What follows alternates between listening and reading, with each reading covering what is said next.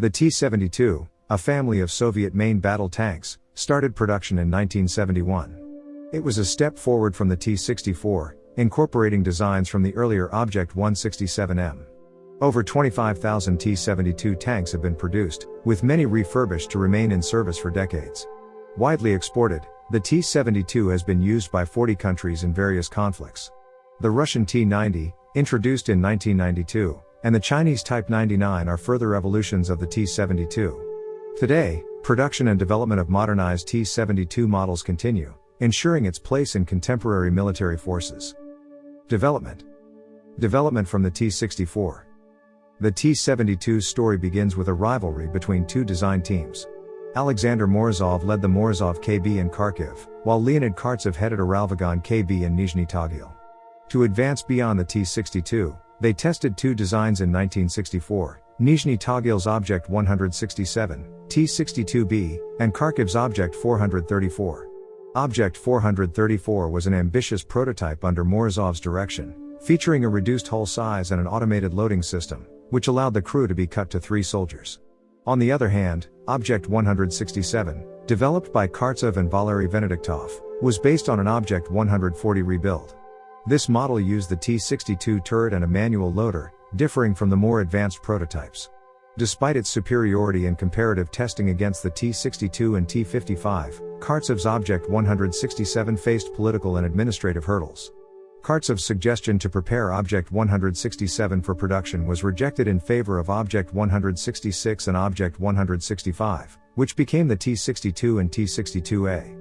Premier Khrushchev and Uralvagonzavod director I.V. Okhanev supported Object 167, but Deputy Chairman Dmitry Ustinov saw it as a threat to Kharkiv's development. Consequently, in December 1962, the Council of Ministers ordered the production of Object 432, later known as the T-64, effectively sidelining Kartsev's design. Undeterred, Kartsev continued refining Object 167, incorporating an autoloader into the Object 167M.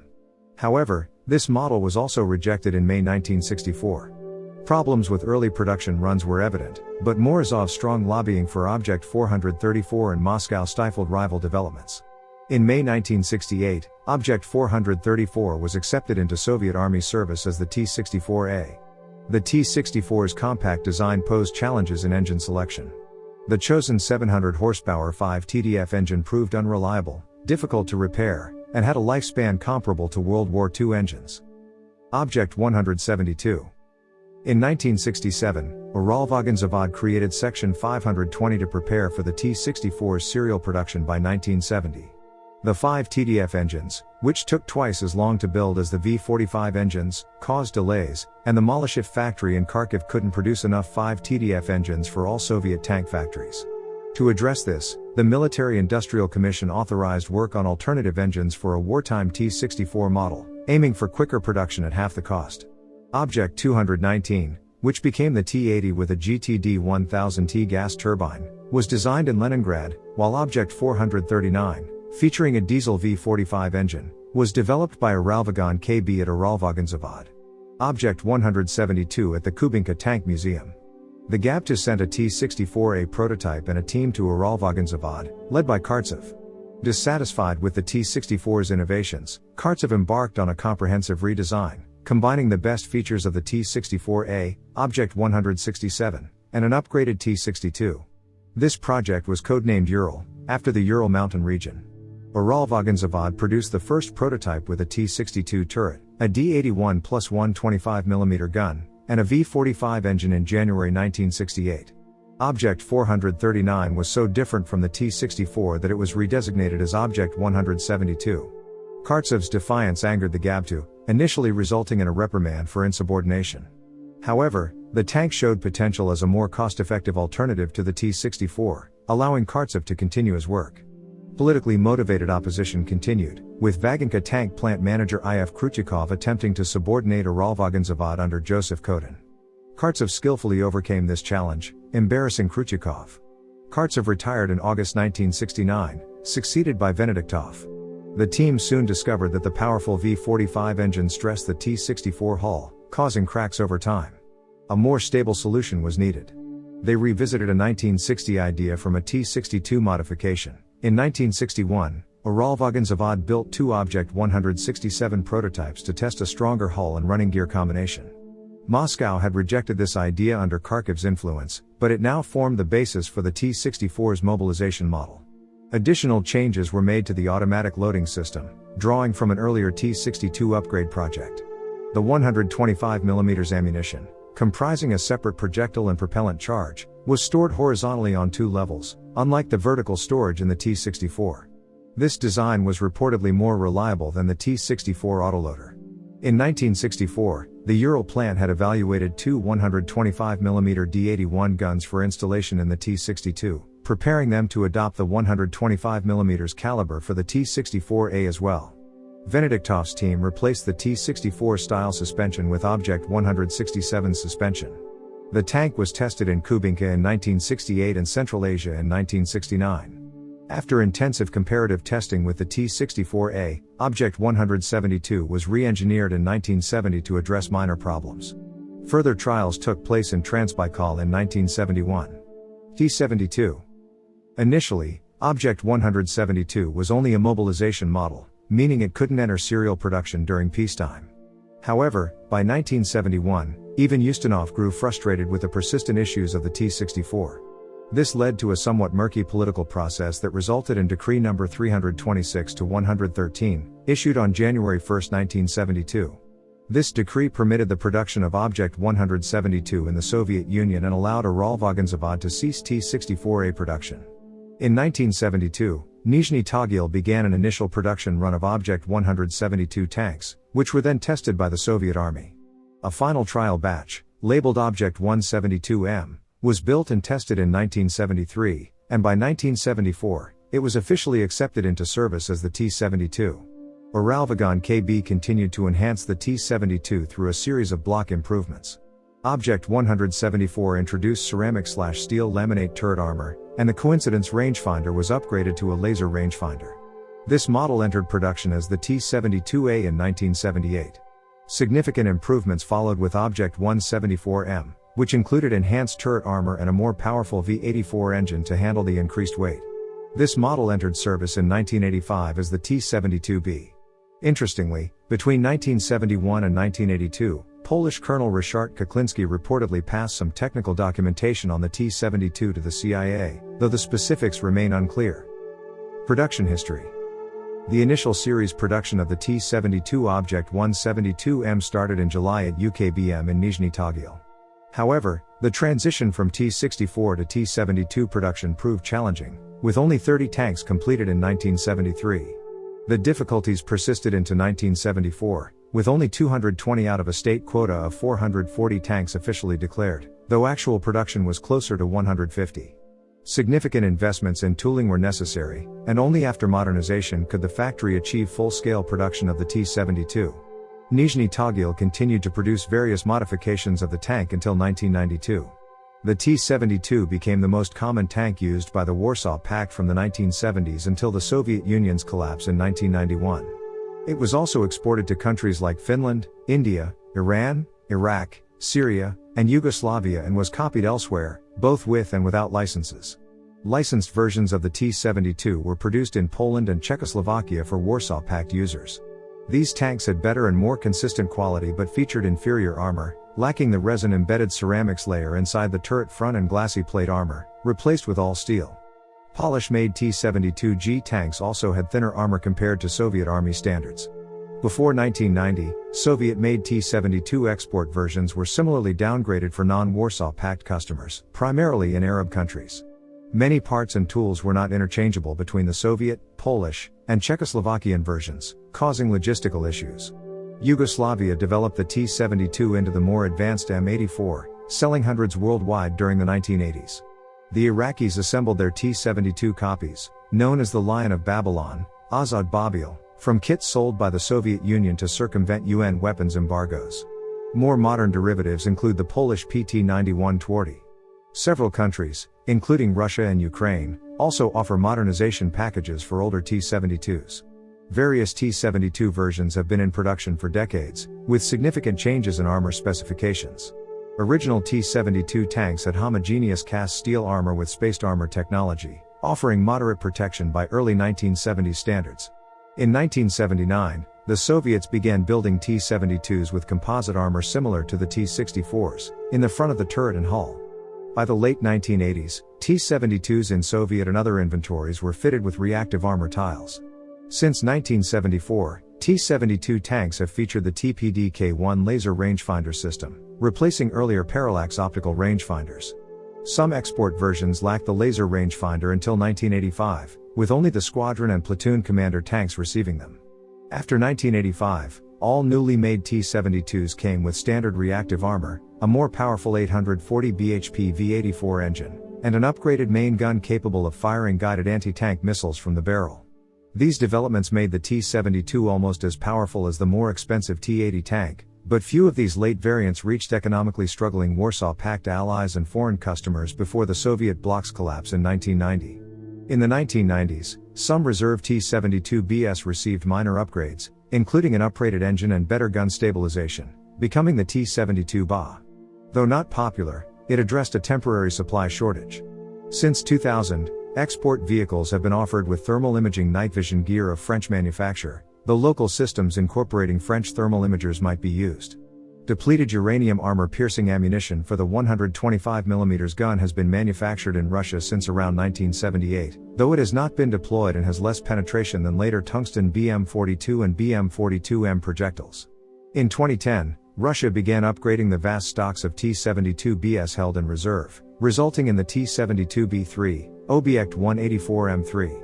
In 2018, the Third Central Research Institute in Moscow tested a proof-of-concept demonstration for robotic tank mobility, planning further development based on the T-72B3 and other platforms.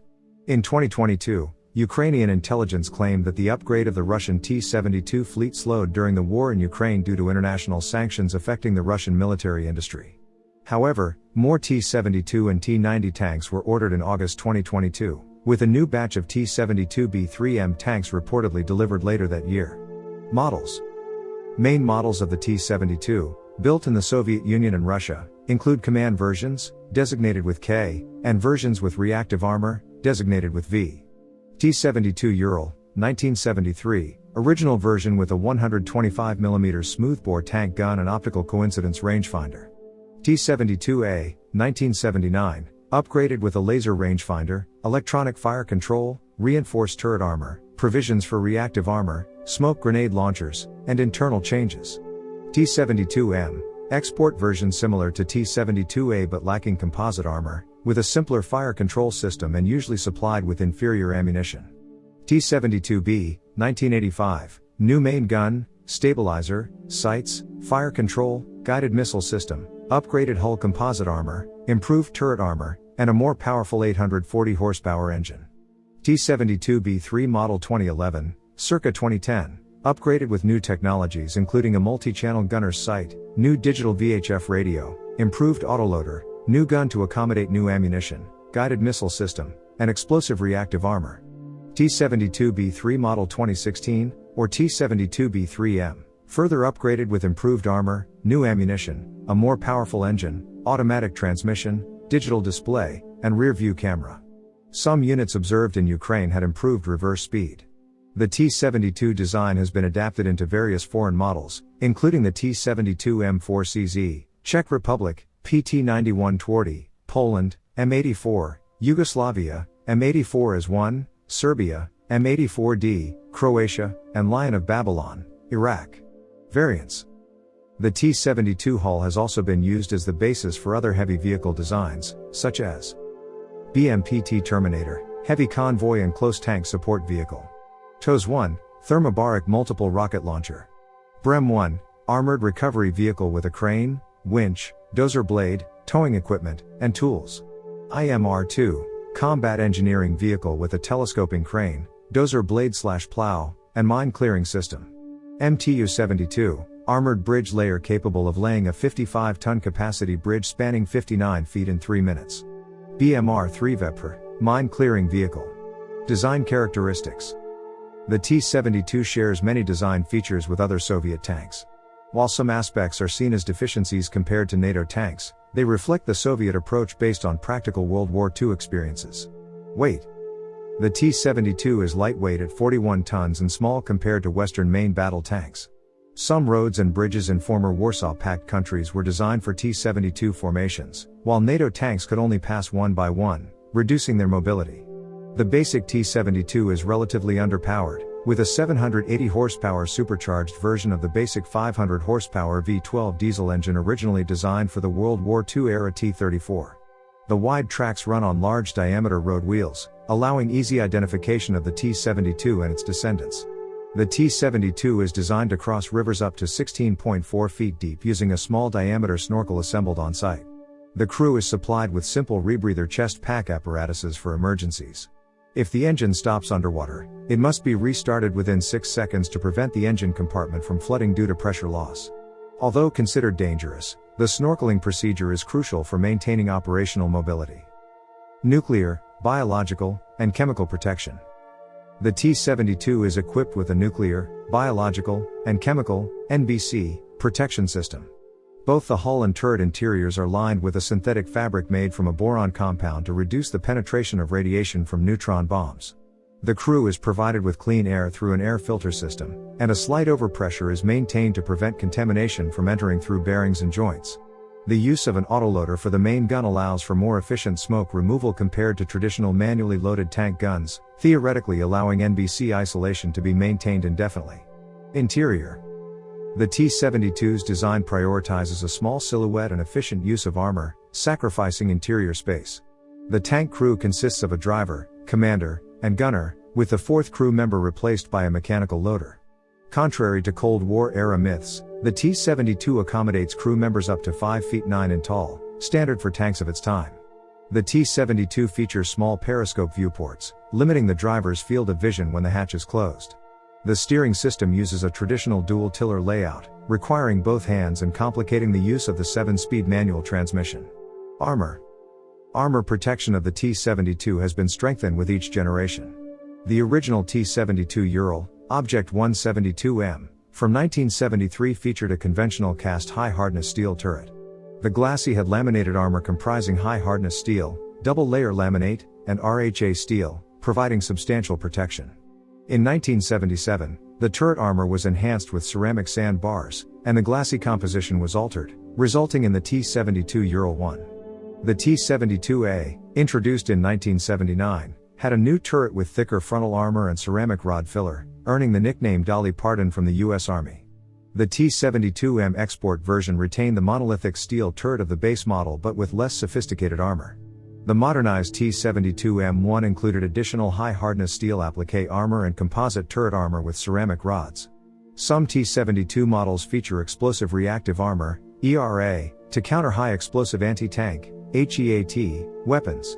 The late model T-72B included Contact 5 ERA, effective against kinetic penetrators. Western analysts found that Contact 5 ERA made Soviet T-72s nearly impervious to Cold War-era US and German tank projectiles and anti-tank weapons, contradicting the perception of Soviet inferiority in tank armor. The T-72B, introduced in 1985, had the most advanced turret armor of Soviet tanks, featuring reflecting plate armor with alternating steel and non-metallic layers.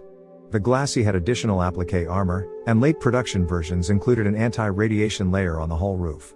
Early T-72 models lacked side skirts, using flipper-type armor panels instead. The T-72A introduced plastic side skirts for better protection. After the USSR's collapse, US and German analysts confirmed the effectiveness of Soviet T-72 tanks with Contact 5 ERA, prompting the development of advanced ammunition like the M829A3. The T-72 also saw various experimental and derivative models. The Object 187 project in the late 1980s used composite armor, potentially including special materials like ceramic or high-density uranium alloys, achieving up to 950 mm RHA equivalent thickness. This project, however, did not advance post-Soviet collapse. In 2021, Russian Army T-72B3s were seen with raised mesh screens above their turrets. These screens act as slat armor to protect against top attack weapons such as the FGM-148 Javelin and munitions from UAVs. Gun. The T-72 is equipped with the 125mm 2A46 series main gun, which is larger than the standard 105mm gun found in many Western tanks and slightly larger than the 120mm/L44 used in modern Western tanks. The gun can fire both anti-tank guided missiles and standard ammunition, including heat and APSS rounds. The original T-72 Object 172M, introduced in 1973, featured the 2A26M2 gun model, first mounted on the T-64. This gun has a barrel length of 6,350 mm and a maximum chamber pressure of 450 megapascals. It can fire 3 VBM-3 rounds with 3 BM-9 steel projectiles and 3 VBM-6 rounds with 3 BM-12 tungsten sabot APSS projectiles, achieving penetrations of 245 mm and 280 mm of RHA steel at 2,000 meters, respectively.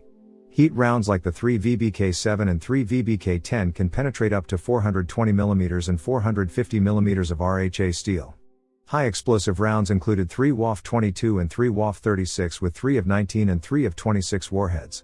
All rounds use ZH-40 propellant, and the gun has a two-plane electro-hydraulic stabilizer, the 2E28M Siren, which allows stabilization speeds from 0.05 to 6 degrees per second. New ammunition was developed in 1972 to counter advances in Western armor. This included the 3 VBM-7 round with 3 BM-15 tungsten sabot and the 3 VBM-8 round with 3 BM-17 sabot, allowing penetration of 310 mm and 290 mm of RHA steel at 2,000 meters. The 3 VBM-7 became the most common round in T-72 Object 172M tanks during the 1970s. The 2A26M2 gun has a barrel life expectancy of 600 rounds of E/heat or 150 rounds of APSS. The T-72's main gun has a mean error of 1 meter at 1,800 meters and a maximum firing distance of 3,000 meters, with aimed fire possible up to 4,000 meters using anti-tank guided missiles. The gun has an integral pressure reserve drum for rapid smoke evacuation and can ram through 16 inches of iron reinforced brick wall, though this affects accuracy. Most T-72s lack advanced FLIR thermal imaging sights and rely on the Luna infrared illuminator. Export upgrades allow for advanced night sights. Autoloader. The T-72 features an automatic loading system, eliminating the need for a fourth crew member and reducing the tank's size and weight. The autoloader design differs from the T-64's. In the T-72, 22 two-section 125mm ammunition trays are arranged in a circle at the bottom of the fighting compartment. The T-64's trays are arranged vertically under the turret ring, isolating the turret from the hull. The T-72's design reduces the number of trays but does not isolate the turret compartment. The autoloader sequentially loads the shell and propellant charge, resulting in a longer reloading cycle. The autoloader has a minimum cycle of 6.5 seconds, 8 seconds for ATGMs, and a maximum of 15 seconds. Later versions can reload in less than 5 seconds, allowing 3 shots in 13 seconds. It includes an automated casing removal mechanism that ejects the propellant case during the reload cycle. The autoloader disconnects the gun from the vertical stabilizer and raises it 3 degrees to align with the loading tray. The gunner can aim independently using a vertically independent sight.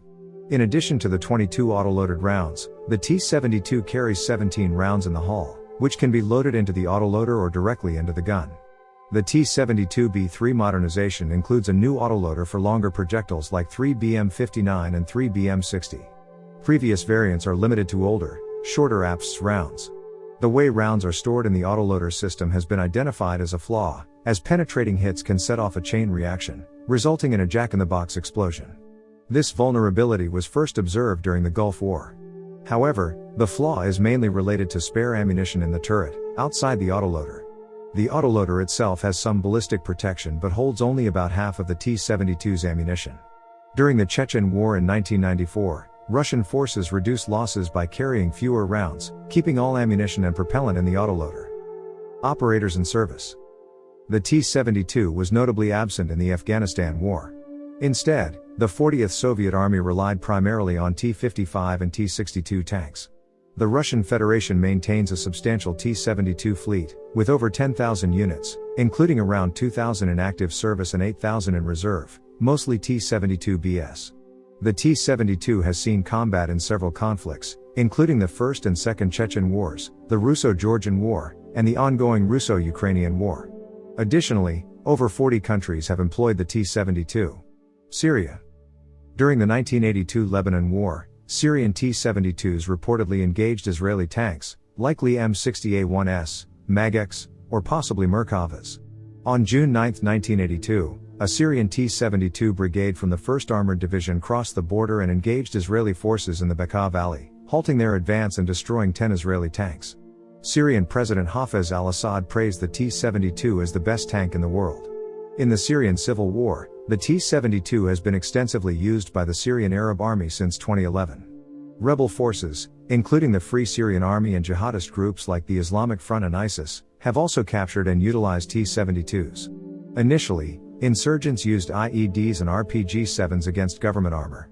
Later, they acquired more advanced anti-tank weapons like Russian RPGs and Yugoslav M79 OSAs, as well as anti-tank guided missiles including the Chinese HJ-8, Soviet 9K-111 Faggot, 9M113 Concourse, 9K-115 Metis, and US BGM-71 TOW. These weapons allowed them to engage and destroy T-72s from safer distances. As of March 2020, at least 837 T-72 tanks operated by Syrian forces were destroyed, according to visual recordings. Iraqi T-72s, including the Ural, 1973, Ural modernization, T-72M, and T-72M1 models, were used throughout the Iran-Iraq War in operations such as Operation Nasser and the Battle for Basra. The T-72 proved resilient against 105mm M68 tank guns and TOW missiles. Only 60 T-72s were lost during the war. Iraqi General Rad al-Hamdani highlighted the T-72's effectiveness, noting that the 10th Iraqi Armored Brigade's T-72s defeated the Iranian 16th Armored Division's Chieftains in just 12 hours. Out of 894 Chieftain tanks that started the war, only 200 remained by the end. The 3BM-9 APS shell was capable of defeating any NATO tank at the time, including the M60A1 and Chieftain. Both Iranian and Iraqi sources agreed that the T-72 was the most feared tank of the war. During the invasion of Kuwait, Iraq deployed 690 tanks, including T-55s, T-62s, and T-72s. Kuwait had 281 tanks, with a small number of T-72s. In a battle near the Mutla Pass on August 2, Kuwaiti Vickers tanks ambushed the T-72s of Iraq's Republican Guard but were eventually defeated. Iraqi T-72s, including the Lion of Babylon, engaged coalition forces in both Iraq wars. During the Battle of 73 Easting, US M1A1S and Bradley fighting vehicles faced Iraqi Republican Guard T-72MS and BMPs, inflicting heavy losses. The primary attack by the 2 ACR squadrons and the 1st Infantry Division's brigades destroyed Iraqi brigades, with the T-72MS using older 3BM-9 shells. In Operation Desert Storm, M60A1 tanks from Task Force Ripper destroyed around 100 Iraqi tanks, including T-72s, while approximately 150 T-72s were lost during the operation. By 1996, Iraq had 776 T-72 tanks from the original 1,038 received. Chechen Wars. In the First Chechen War, 1994 to 1996, both T-72 and T-80 tanks were deployed by the Russian Federation. Analysis of losses revealed that most T-72s were not penetrated from the front by man-portable anti-tank weapons. Chechen tactics often involved 4-man anti-armor teams simultaneously attacking a single vehicle from multiple angles. Tactical deployment failures were highlighted, with improvements seen after Russian tactics changed to have infantry lead the advance with armored support. Russian forces captured and used 7 T-72s from Dudayev's forces, and at least 2 tank duels occurred during the war, with one involving a Russian T-72B destroying a Dudayev T-72A. Russo-Georgian War. During the 2008 war in South Ossetia, both Russian and Georgian forces deployed T-72 tanks. The Georgian military, which fielded 191 T-72 tanks, lost 30 in combat and another 20 were destroyed after capture by Russian forces. Russo-Ukrainian War. In the war in Donbas, the International Institute for Strategic Studies identified a mixed Russian column with T-72BS and T-72B3S, highlighting Russia's role in supplying arms to separatists. Despite Russia's denials, the presence of the modern T-72B3, not used by any other country, was significant. In an interview, a Russian soldier revealed operating a T-72B in the Debaltsev battle in 2015. Ukraine, which had 600 T-72s in storage, began returning some to service due to a shortage of armored vehicles. Russian invasion of Ukraine. The T-72 has seen extensive use in the 2022 Russian invasion of Ukraine by both sides. Russia's primary tanks include the T-72B3, Mod. 2011 and 2016, and older T-72B models. Russian forces applied improvised steel grills to their tanks, known as cope cages, to counter top attack weapons like the FGM-148 Javelin and Law. However, these grills increased the tank's weight and visual profile and obstructed the crew's escape. Some Russian tankers eventually removed them due to these drawbacks. As of July 8, 2024, Russia had lost 1,504 T-72 tanks, according to Oryx. Ukraine used modernized T-72s, including T-72As, T-72AVS, and T-72 OMS. Images of damaged T-72 Ural tanks with Contact 1 ERA emerged in April 2022.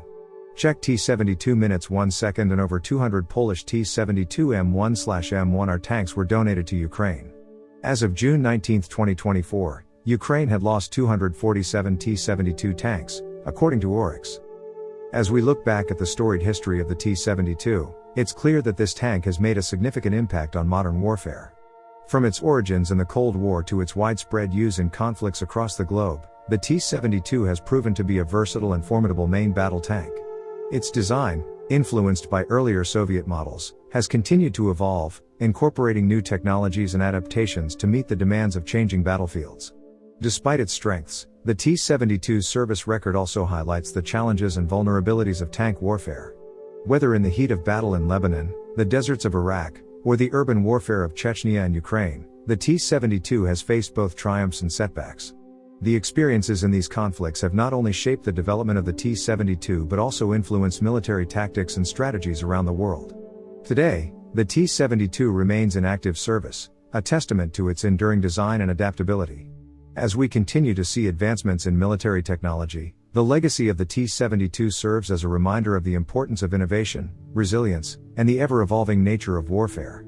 Thank you for joining us on this journey through the history of the T-72.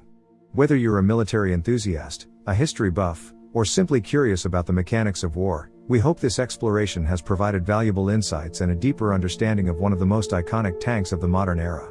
Stay tuned for more stories and analyses on the machines and moments that have shaped our world.